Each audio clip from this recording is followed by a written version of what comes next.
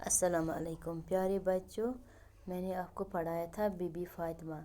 फिर आपने किए थे इसके कुछ सवालात थे वो मैंने करवाए थे। अब और कुछ सवालात रह गए थे, अब मैं इनको आज कराऊंगी। आज है बीबी फातिमा बड़ी, यानी अलिफ बे को अलिफ को बे से मिलाए, कॉलम अलिफ को कॉलम बे से मिलाए। बीबी फातिमा बड़ी, बीबी फातिमा इन्हें हज़रत मोहम्मद सल्लल्लाहु अलैहि वसल्लम। बीबी फातिमा की शादी बीबी फातिमा, और बे कॉलम में है खिदमत गुजार थी, ईमानदारी और खिदमत गुजारी की तालीम देती थी, बेटी का बहुत ख्याल करते थे। हज़रत अली करमल्लाहु ताला से हुई थी, हज़रत मोहम्मद सल्लल्लाहु अलैहि वसल्लम की साहिबजादी थी। ये अलिफ बे है, अलिफ को बे से मिलाइए, यानी ये है बीबी फातिमा बड़ी खिदमत गुजार थी। बीबी फातिमा इन्हें ईमानदारी और खिदमत गुजारी की तालीम देती थी।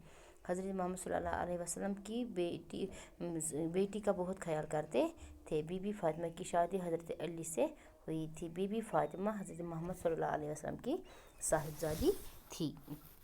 फिर हैं मंदरजा झेल अल्फाज के वाहिद और जमा बनाइए। पहला है नबी, सहाबा, खवातीन, तकलीफ, औकात। इसके जमा बनेंगे। वाहिद है इसके नबी, नबी का जमा है अम्बिया। फिर है सहाबी, सहाबी का जमा है सहाबा। फिर है खातून, खातून का जमा है खवातीन। फिर है तकलीफ, तकलीफ का जमा है तकलीफ़ें या तकालीफ। फिर है वक़्त, वक़्त का जमा है औकात। फिर है नीचे दिए गए अल्फाज को जुमलों में इस्तेमाल कीजिए। पहला है मेहनती, फिर है चक्की, फिर है ईमानदारी, फिर है कुर्बानी, फिर है परेशानी। हम इनको जुमलों में इस्तेमाल करेंगे। मेहनती जुमले में इस्तेमाल कर सकते हैं, ज़ीशान बहुत मेहनती लड़का है। चक्की, मेरे घर में चक्की है। ईमानदारी, हमको चाहिए कि वो ईमानदारी से काम ले। फिर है कुर्बानी, इंसान में कुर्बानी का जज्बा होना चाहिए। फिर है परेशानी, परेशानी इंसानी जहन को खोखला कर देती है। फिर है हाँ या नहीं में जवाब दीजिए। बीबी फातिमा के 2 फर्जंद थे कि नहीं थे? इसका जवाब आएगा हाँ। फिर है उनकी ज़िंदगी आराम से बसर होती थी। इसका आएगा नहीं, क्योंकि उनकी ज़िंदगी आराम से बसर नहीं होती थी। फिर है बीबी फातिमा से मिलने अरब की औरतें आती थी। ये है, इसका आएगा हाँ। फिर है बीबी फातिमा औरतों की मदद करती थी। इसका भी आएगा हाँ। फिर है बेटी की अज़मत के अनवान पर 10 जुमले लिखिए। 10 जुमले लिखने हैं हमें बेटी की अज़मत पर।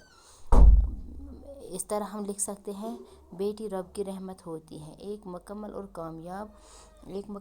कामयाब ख़ानदानी निज़ाम के हवाले से बेटी का वजूद इंतहाई अहम है।